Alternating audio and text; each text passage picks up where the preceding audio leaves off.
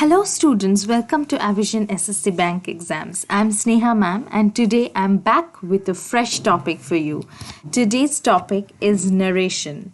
Narration is also known as direct and indirect speech and reporting speech also. In various books there are various terms used for the same thing and together we refer to it as narration. I've mentioned all the terms so that any board you might be following, any books you might be following, you don't have a problem. So if you have went through your exam papers, I'm sure that you know that there are many questions asked from the narration portion. They give you to select the correct option, correct narrated answer, or mention the error or improve the sentence. So narration, as you can understand, is important. So let's begin our studies without much delay. So I would want you to go through the previous videos if you haven't yet checked them out. As quickly as you can see them, it's good for you because then you will be able to, understand the next topics as we further approach towards our practice sessions. Once we finish the studying all the topics, we will be practicing from your exam papers. But before that, you need to know the basics and usual rules of answering these questions from the topics, right? And in order to do that, there are some other basics which you have to first clear out and have them sorted. So they are verbs, they are tenses, these are the usual ones. Okay, these narration and voice, everything, they stand on the pillar of whatever I taught before, like tenses and verbs, nouns, numbers, introduction to parts of speech, everything. Okay, so yeah, you need to check those videos out first if you have to properly understand these topics. So let us start studying without much delay about narration. So narration, as I said, is direct and indirect speech when we directly quote a speech, like the teacher said, open quotes, open your books. We are writing in this way. Okay, so this is a direct speech. The speech is written directly. Speech is what? Whatever we say to someone, isn't it? So that speech is directly quoted. We are using quotation marks here and quoting that, whatever the person said. That is the direct speech. And the indirect speech is when we are reporting that speech indirectly. That is why it is also called the reported speech. Reporting speech and reported speech. So I would like to go through the examples first. The teacher said, open your books. Okay. Now the reported is the teacher asked us to open our books. So this is simple. The meaning is unchanged. The meaning is both the same of both this reporting and reported speech. But in the first one, it's just we are reporting it directly, and in the answer we are turning it indirectly, whatever the person said, and saying that. Okay, the teacher asked us to open our books. Rama said, I'm very busy right now. Rama said that he was very busy then. So here what happened is we quoted altogether whatever Rama said, that I'm busy right now. We usually say verbatim. We also use the word verbatim to say whatever someone said, quote unquote. Okay, the same exact words. But in the reported speech, it goes as Rama said that he was very busy then. So, someone like that only. The other one is John asked, can I submit the assignment tomorrow? So John asked whether he could submit the assignment the next day. See, the meaning of the sentence, both are same. Just here we have used quotations and said whatever he quoted, whatever exactly he said. Okay, Here the quotations will be there, and in the reported speech the exact thing has been said but without quotations and indirectly.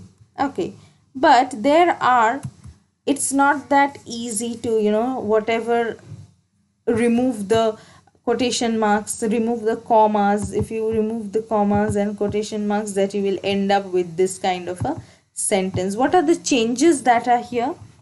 Let us point out. The teacher asked is a change, to open our books. This entire portion is still the same, but asked us is the difference. Okay, in the second sentence, what is the difference? Rama said that is different, that we have introduced here, and was busy. Then here it was, I am very busy right now, and in the answer it is Rama said that he was very busy then. That was and then. These are the changes.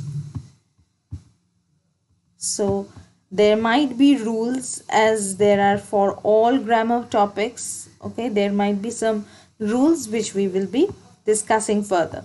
In the third example, what is the change? We have introduced whether. We have written could. Instead of can, we have written could.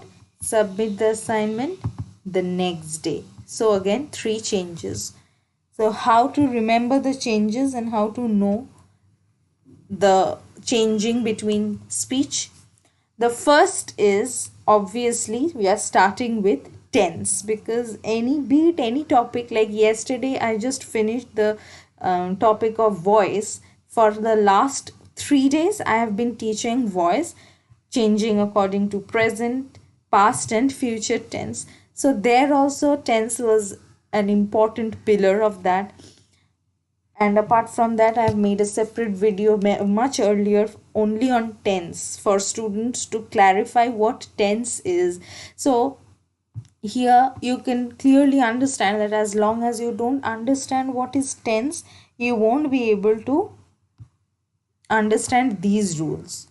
Then you will feel that, okay, I have to mug up. But it's not about mugging up. It's about getting the answers correctly and knowing the rules, knowing the basic rules. Once you understand the rules, you're all set to score very high marks from your English portion, because voice and narration, they almost form about 10 to 15, 20 questions from your portion.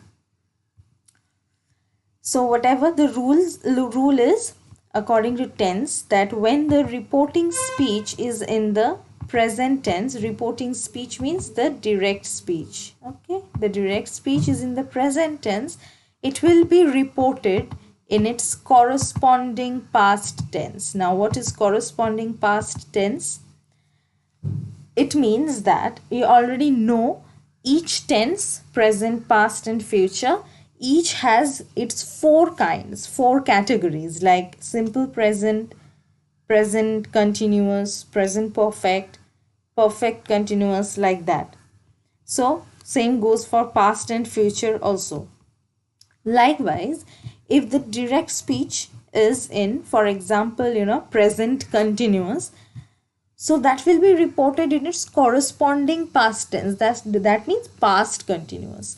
If it is in the present perfect, it will be the past perfect. Whatever present tense it will be in the direct speech, the same past tense will be in the reported speech, in the indirect speech. Okay, let me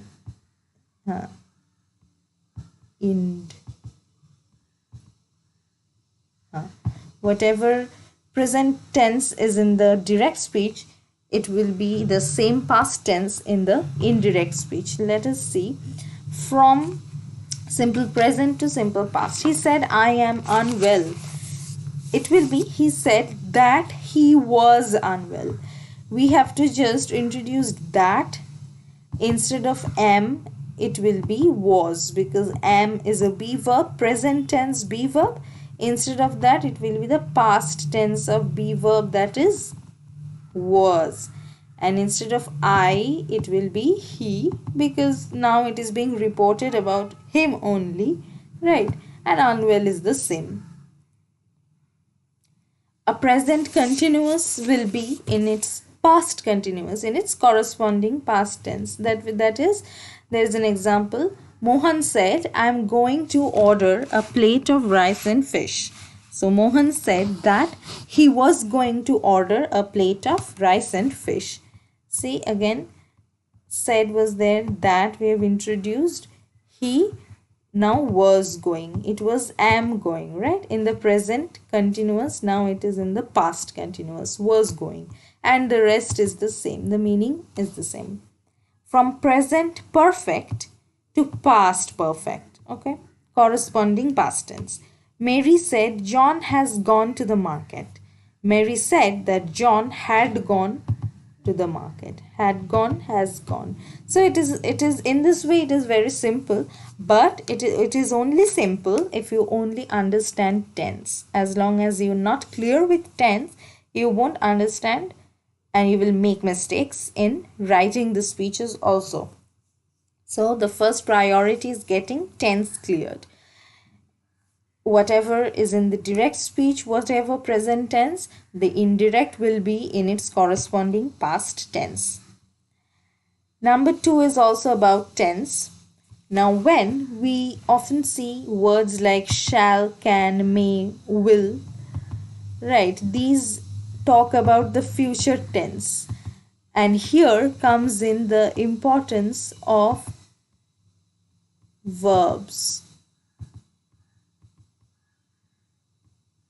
Okay, here comes in the importance of verbs. That is why whenever I start a new topic, I can't emphasize more on how you have to, pay attention to verbs and tenses every time. Each and every video I keep repeating that. If you haven't watched, please watch, because it's not for me, it's for you. If you have to understand the rest of the topics like voice, narration. Next, we will be coming up with subject verb agreement, which is also extremely important.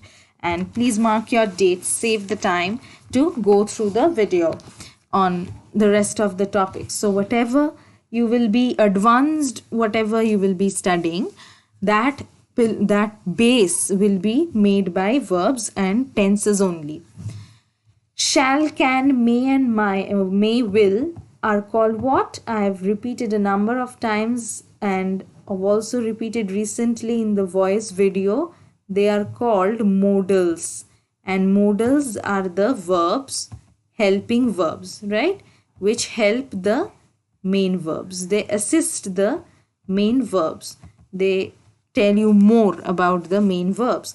But that is actually changed, that gets changed in the indirect speech, okay?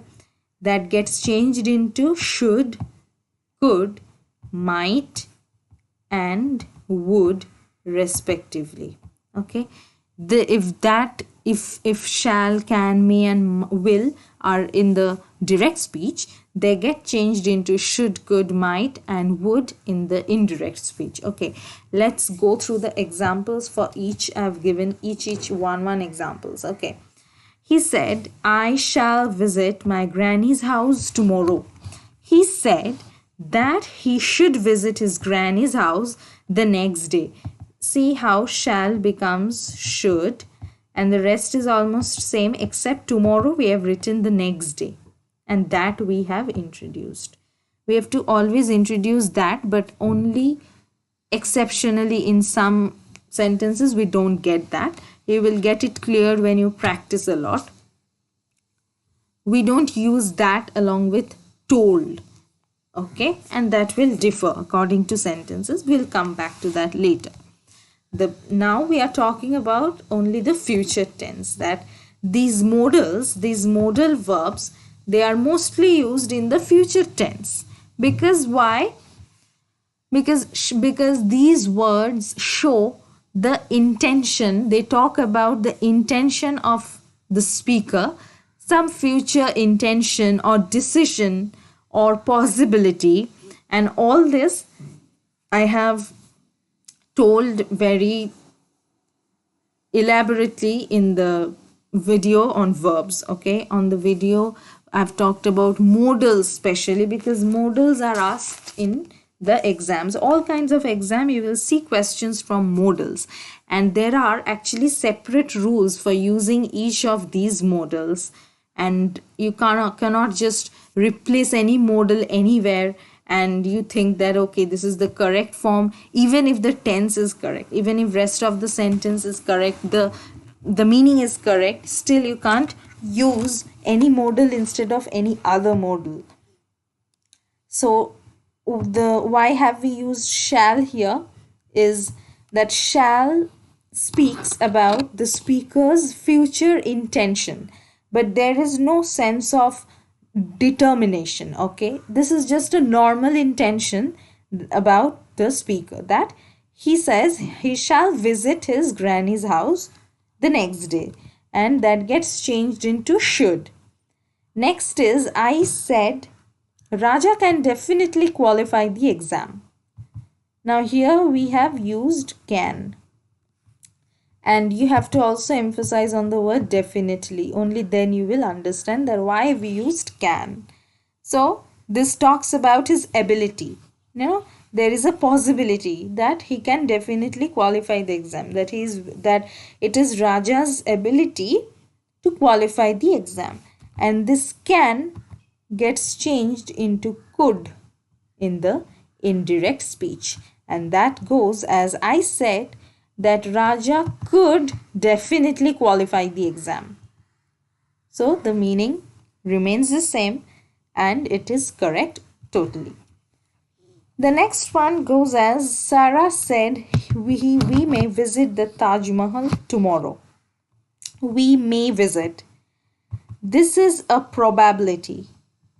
This is a probability that they might visit the Taj Mahal next month. So that gets changed to might, and it is Sarah said that they might visit the Taj Mahal next month. Next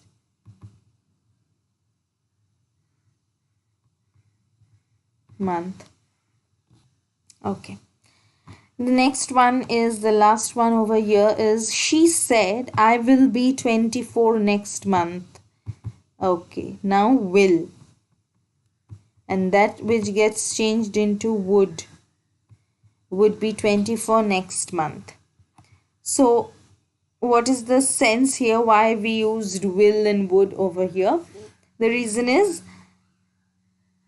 see, this occasion of this girl turning 24 cannot be stopped. It is a well decided manner, and it is a determined thing. It is a decided thing that okay, she, no matter what, she will be turning 24 the next month, and that is why that we've used will. In place of that, in the indirect speech, it becomes would. That means something that will happen, something that is about to happen. Would be. We usually say, "Na, this is my would-be husband," or this will be my would-be house. So I will be joining this person. They will be. So they are about to be. That is the difference.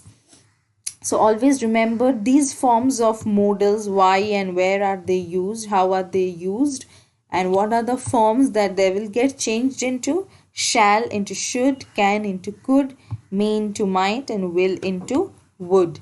These are the 4 modals usually. Now the third thing is that we change some words relating to time and space, time and place in the direct indirect speech. Okay, whenever we have the word now, we change it to then. When we have here, we use there. When we have ago, we use before. When we have thus, we use so. When we have today, we change it to that day.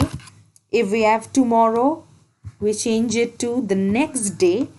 If we have yesterday, we change it to the day before.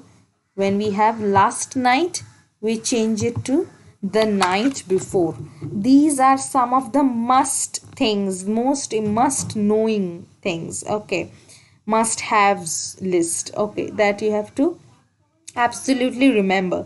Even if you don't remember anything, the 3 pillars of changing or tenses are the tense, keeping in mind the tense, that whatever present tense will be is in the direct speech, I'll change it to that past tense in the indirect speech. If there are modals, that means it is the future tense, future intentions, and the corresponding modal in the indirect also. And the third pillar is changing some words of time and place. Okay, so when we have now, we write then. For example, say the little kid said, I want an ice cream now. The little kid said that it wanted an ice cream then. So directly from now, we writing then. We will not use now again. Because what, indirect speech always has a sense of past along with that. That means whenever we using indirect speech, you have to understand that this is something which has already been said, right? We have already been said. Suppose I am currently talking about this lesson, English lesson to you. I am talking about narration. So when you tell your friends about this, if you have to quote me, you will obviously quote it in the indirect speech, right? You will talk about this class to your friends in the indirect speech, that ma'am talked about narration. If I say, quote unquote, I will teach narration today. So what will you say? The teacher said that she will teach narration that day. This is the rule. This is the usual thing. So inevitably, indirect speech has this shade of past in it, a sense that, okay, this has already been done. So now is a present tense term, right? Now means now, right now. But then when it is reported, that is why it will obviously change to then, because that has already been past. This is already happened. This is not happening currently. In the next one, you see, John said, I participated in a debate yesterday. Okay, so he is already talking about something that has happened yesterday, and on top of that, he is quoting that about a past event. So the indirect will be, John said that he participated in a debate the day before. That means what? Now it has become a thing of the past, means something, we are talking about a past speech. That speech is again about a past event. The event has already been done yesterday, and now we are talking about that whatever he quoted. That is why from yesterday we are writing the day before. John said that he participated in a debate the day before. The tense here is, however, the same because it's already, he is already talking about something of the past. So I participated, he participated. The same thing. Okay. I participated in a debate yesterday. So today we are talking about that by writing the day before. Okay. The next example is, the teacher said all of you must bring maps tomorrow. Okay. So this is a current thing that I am telling, that okay, all of you must bring maps tomorrow. So what will it be in the indirect speech when it is already been said? That means that already has been said. The teacher asked us to bring maps that day. Okay.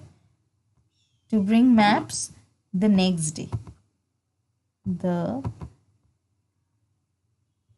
next day. Yes, that has been a typing error actually.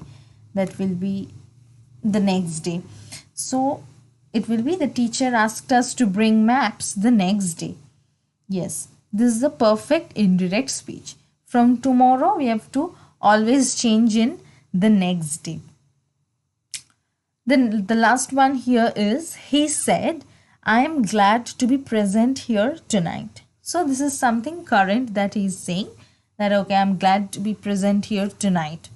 And when we are talking about it in the indirect speech always means a past thing, because we are actually quoting something that has already been said.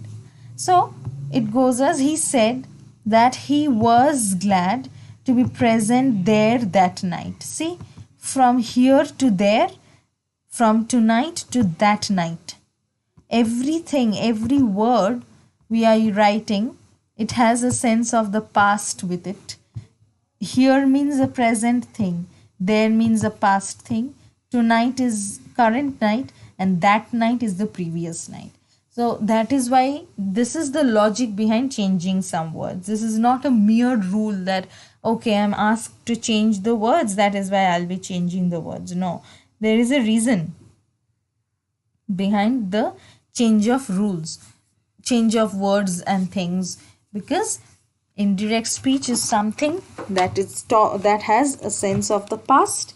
We are quoting, we are talking about something that has already been said. That is why we have to use words which carry meaning about the past. From now to then, here to there, last night, night before, next day, all these are the usual words for the indirect speech. So I hope the three pillars you would be able to remember and understand, because from present to past tense is a mandatory thing. From modals, shall, may, all these, they are the present tense modals of, they talk about a future tense, but they indicate a present thing also. And so instead of that, you need to use the past modals of the corresponding future modals also. Should, could, might, all these. And the last rule is what? To change the words of time and place. So now here we have just 5 solved examples so that it is easy for you to understand, because today we are dealing only with statement sentences, okay, normal sentences, sentence statements. Tomorrow we will be talking about the other kinds together, like questions, commands, and exclamations and wishes. Together, all these 3 types of sentences we will be dealing, because each has its own different rule. You can't change a question direct speech into a statement direct speech in the indirect, in the reported form. Okay, so today only there are statement sentences, like I know her address, said Gopal. So Gopal said that he knew her address. That has been introduced from know directly to knew, as you can understand, from simple past to past simple, simple present to simple past. He knew her address. Okay. He said to me, wait until I come. He told me to wait until he came. Okay. Now, there is something to note here. We have changed this word said into told. And why have we done that? Because this is something like a request that we have to do. Okay, we have been told to wait. In the first sentence, I know her address, here no one has to do anything. This is not an instruction, or this is not a request, no, not any order, anything. This is a normal thing that okay, I know her address, and accordingly that has been changed into the indirect speech. But in number 2, this is something, see, everything depends on the meaning also. An importance has to be given to the meaning of the sentence as well. In number 2, it is that this person is saying to me to wait until I come. This is not a normal statement that they are passing. Okay, they are asking me to wait, they are telling me to wait. That is why that this is a simple thing that we have said. He told me to wait until he came. From come to came. Okay, the rest is the same. The next is he said to me, I believe in you. This is again a normal statement that someone is saying to me that okay, I believe in you. There is nothing that I can do in it. There is this is not a kind of instruction or anything. So a normal thing, he said that he believed in me. So this is the indirect speech that will be introduced. Believed, so normal past tense has been introduced. The number 4 example is, the examiner said, do not bring in books nor talk during the exam. This is often, you must have heard from examiners, right? So again here, see, we have written told.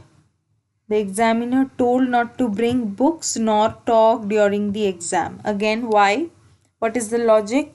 Because this is not a mere statement. This is again something that has to be acted upon, right? The students are advised not to bring their books and talk during exam. So they have to perform that also, of not bringing in books and talking. So from said to told, this is the reason that we have been told not to do this. This is an instruction upon us. This is not a normal statement the examiner is passing. This is the reason. And the last is also that kind of a sentence. She said to her kids, never make fun of anyone who is poor or weaker than us. And the corresponding indirect is, she told her kids not to make fun of anyone who was poor and weaker than them. Yes, from us to them, because this is in the direct speech they are talking about themselves. That is why, and it is quoted also, that is why us. But when we are talking about that, we are talking about that reported speech. So it has to be written in them. Okay, from us to them. And again, the reason I've told you why we have introduced told, this is not a mere statement.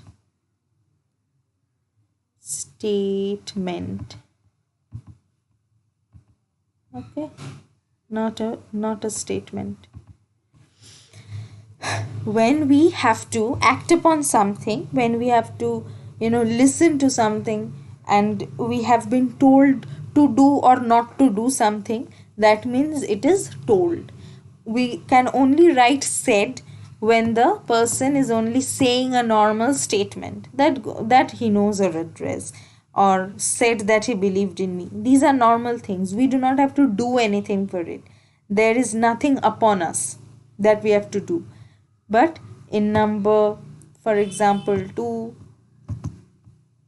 4 and 5, it was this kind of sentence that something is also upon the listener.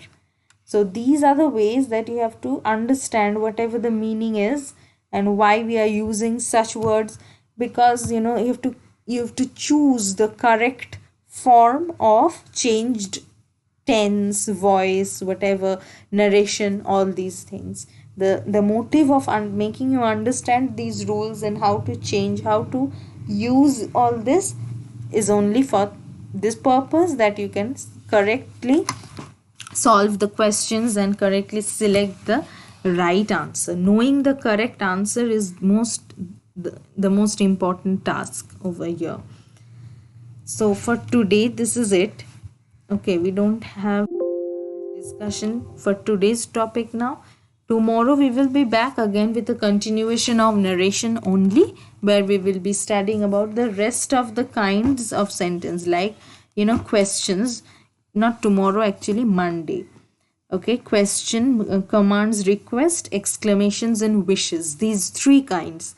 Today we only dealt with statements, normal statement sentences of narration, the 3 rules, basics, and where to use said and told and why to use that, all these. So I hope everything will be clear if you watch the previous videos also and study accordingly, then everything will be fine. So thank you, students.